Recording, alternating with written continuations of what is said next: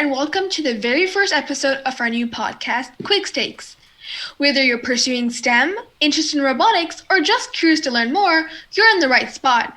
Be sure to catch a brand new episode starring new guests every week. Speaking of guests, today's guest is a member from First Tech Challenge team, Automatons of Olympus, for our first episode, Quix with COVID. And with that, we can start with introductions. So would the representative from Automatons of Olympus like to introduce themselves first? Yeah, I'm Fernando. I just finished ninth grade. I'm part of the building team of Automatons of Olympus, and my favorite animal is a dog. Great, thank you. I can go next. I'm Anahita. I am a rising junior, and this will be my third year on the team. And my favorite animal is probably a frog. Sahana, would you like to go? Hi, I'm Sahana. I'm a rising sophomore. This is my second year on the team, and I think my favorite animal has to be a dolphin. Oh yeah, by the way, it kind of sucks for me, but so I'm Aiden Pack. I'm a incoming sophomore. I'm gonna be the programming lead in training next year, and my favorite animal is probably a snake. Yeah. Okay, then with that, we can just move on to our very first question. So why don't you tell us a little bit about your team, Fernando? You can just talk about like where you're located, how many members you have, and any specifics you want to talk about. Well, we're in like Texas, like in the Houston Katy area, in Harmony School of Innovation, and we currently have 7 members, 3 builders, 3 outreach members, and 1 programmer. And one of our main goals is to design better, like have our designs be better and more like detailed, in order to make it easier for us to build.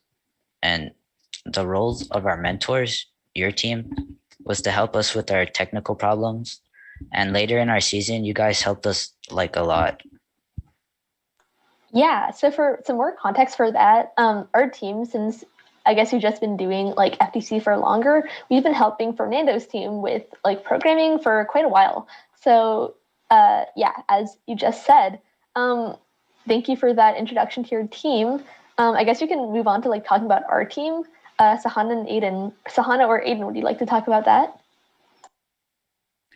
Yeah, our team, FTC Team 8404 Quicksilver, is located in San Jose, California, specifically Leland High School and Bret Middle School. We have 1 member currently from the middle school, and the rest of our 14 members are from Leland High School. We have 15 members altogether. So our mentor is Mr. Kevin Tibbs and also Mrs. Helen Arrington. So 8404 also has like a sister team, which is our FRC team, team 604 from Leland. And both of these teams are from Leland, and we compete every year, and we really strive to incorporate STEM into our community, and everyone's equal contribution and collaboration is vital to the success of our team.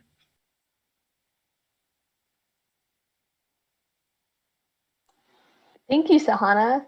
I guess we can just move on to our next question then.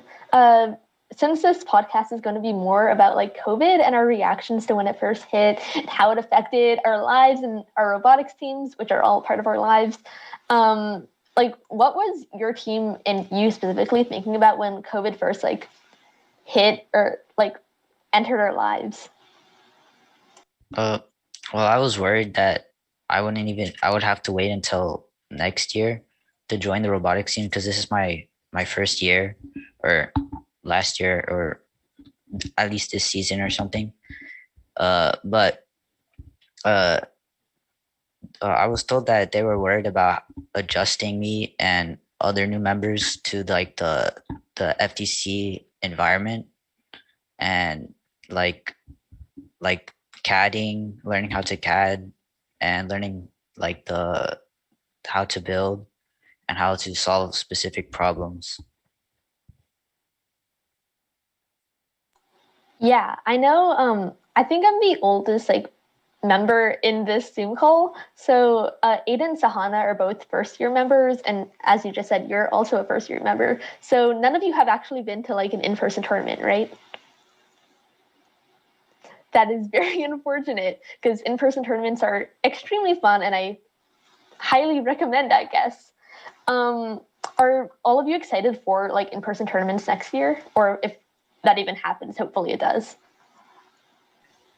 Yeah, definitely. I think it's a completely different experience than, joining Zoom calls, Yeah. getting sitting in a waiting room on Zoom, waiting for judges to let us in and stuff like that. And so many technical issues.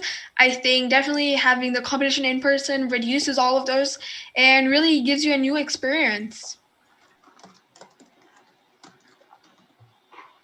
Yeah, I definitely agree. Aiden, do you want to like continue? Yeah, sure.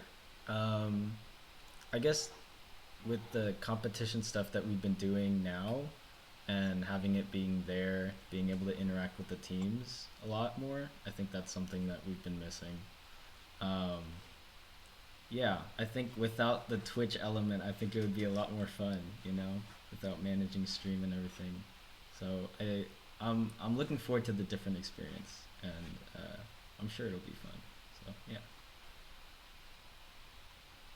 Yeah, I definitely agree. And I know I've spent this year online too, and having the experience of in-person tournaments and then going to like non-in-person tournaments, it's been a little bit sad. So I'm very excited for that day we can get back to in-person tournaments and scouting and actually meeting other teams, which is like honestly one of the best parts of FTC. It's so fun to like make friends and see other people get awards, and it's really great.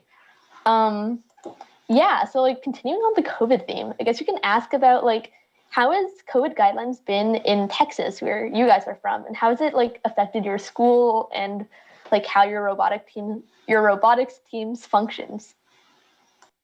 Well, I'm not sure how it is like everywhere else, but I'm pretty sure it's pretty much like really similar. Like we had to wear masks and we had to keep social distancing. And so our school didn't allow anybody to like attend or whatever until later on in the year. And we weren't allowed to go meet up at our school until like halfway through the semester. So it was really hard meeting up, and we only met like twice uh through the time where we couldn't meet in school.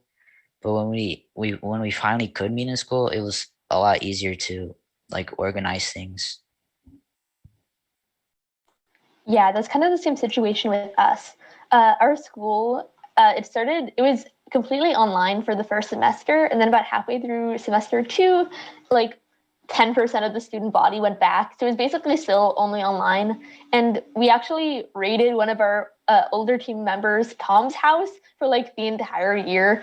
Basically, his entire like uh, living room area was just like a field that we had set up, and then a bunch of like just robot parts around the field. So it was a little chaotic to say the least. But yeah, we had to like wear masks, of course, and social distance in his house. And yeah, we haven't actually, wow, I haven't been back in our robotics class, which is our AP Physics teacher, who is also our mentor, Mr. Tibb. It's his classroom that we actually like set up in. I haven't been there in, like since March 13th, 2020, I think. So that's very interesting. But yeah, again, with that, I'm very excited to go back and not having to wear masks and all of that stuff. Sahana or Aiden, how has like your reaction been? Because you've never even been to Mr. Tibbs' classroom, right? That's crazy. Actually, I have. It was pretty surprising because I've been in in-person classes. Oh Uh, yeah. yeah, it's Huh. been interesting. I walked in and I didn't know what I was looking at, to be honest. There was a lot of cool stuff everywhere. And So, Aiden, how was it switching from online school to in-person school for the second semester? I would say I enjoyed in-person school a lot better than online. I feel like it was easier to learn there, not only because online sucks, but it's really difficult to focus for so long on, something, at least for me, on a computer. Um, I found that the teachers were very nice. They're very helpful, and I think it's just easier to get a little bit more help if you need it. So yeah. What was your first reaction when going into Mr. Tibbs' classroom? So when I first went in, I remember Yoshi brought me in, and like I'd seen Mr. Tibbs around the campus a few times. I went into his classroom in the last week of school, um, so I'd seen him around, and I just remember I saw these really cool like models.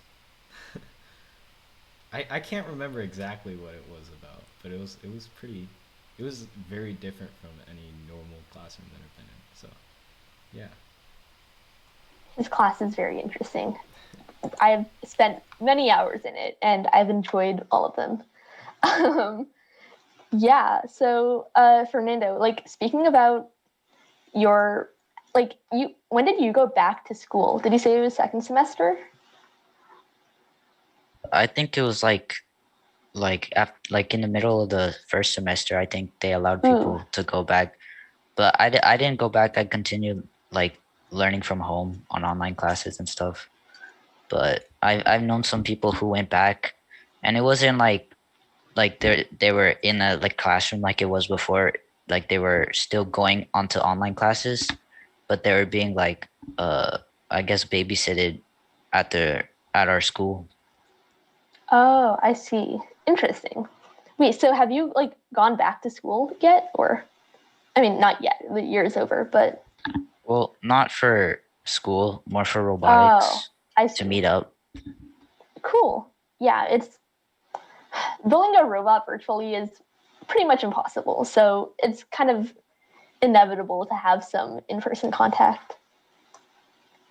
Um, oh, also another really interesting like aspect of doing essential online robotics has been outreach. So what is like one way that your team has kind of improvised in these unprecedented times to have outreach events and like spread STEM and FIRST to other communities? Well, we tried to. Our original plan was to mentor an FLL team, but we weren't able to do that because of COVID. So we didn't have much things going on for outreach, even though we tried. It was just really hard to like organize events, and it didn't help that a lot of our members left our team like in the middle of the season, so we were only left with one outreach member. Yeah, that's definitely really difficult. I know we've had a lot of like troubles with that too. Sahana, like since you're a big part of outreach, do you want to talk more about that? Yeah, for sure. So this year, mostly all of our leads were seniors, and since they're graduating, we had 5 members leave. So now we have to find 5 replacements, and it's not just because we're finding new members who have not been trained, but there were 5 leads, so they were the most experienced and knew that specific topic the most. So we have to find like replacements for 5 extremely experienced members, and that's being really difficult because I know lots of people, like families especially, like they're not too comfortable with their students like or kids like doing robotics during COVID, because like robotics is extremely hands-on, right? Like building the robot, meeting others, so stuff like that. So how does your guys' recruitment like new member recruitment plan?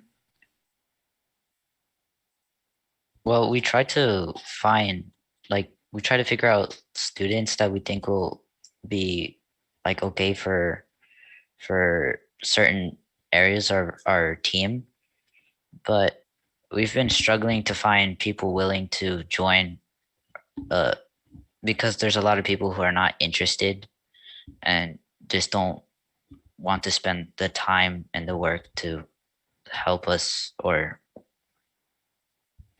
That's really nice. So, if you want, I can explain a little bit about our selection process. So, first, we send out an interest form to our local middle school, right, Bret Hart, as well as the high school, and we get like our input on like who is interested in joining our team. So we have some sort of an idea, and then we send out the official form where people put in their information, their experience, and then after that, we call on those people who applied and we call them in for a group interview where we see how they work with other members and also like other new members. We see how they work well with others, their teamwork, their creative ideas, their leadership skills, stuff like that. And then we have a one-on-one interview with them, which is the final cut. Once they meet up with other like members of our team, we have an interview with them, and they show us like some sort of skill that they have based on which department they want to go into. And then after that, we make our final cut, and that's how we select new members. Yeah, it's definitely been harder for us this year because we had much less people who are interested, especially because online. It's also just harder to like spread news about our team when it's online. Like we can't, there's less word of mouth, and we can't just like hang up flyers in the school and like kind of actively campaign to get people to try out. But luckily, we got 4 new amazing members, 2 of them who are here, Sahan and Aiden. You guys are great. But yeah, it's definitely been much harder this year with COVID in terms of like finding new members. So since we do need to replace like 5 very important people next year, it's going to be easier like without the COVID factor. So I think that's pretty much it. I do have one extra question for you, and that is, what is the most interesting way that COVID has affected your team, or the most like unique way? Um, I'm not entirely sure, but I think hold on. I don't I don't think it's really there's a new unique way that it affected us, but I think it helped us to communicate better because we had to learn in order to like give each other ideas and stuff. We couldn't just meet and explain it to each other. We had to like use like Discord and stuff like that and voice chats, but it was still harder than if we were in person. Yeah, same with us. I feel like even though it was harder to like kind of bond as a team this year just because of like the virtual factor, we've definitely learned how to communicate better, and like I feel like it's been easier to like come up with new ideas and all of that. So yeah.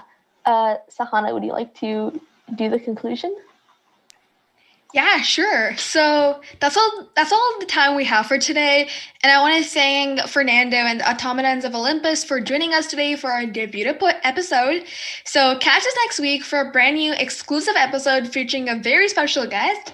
And until then, thank you so much for tuning in. Bye.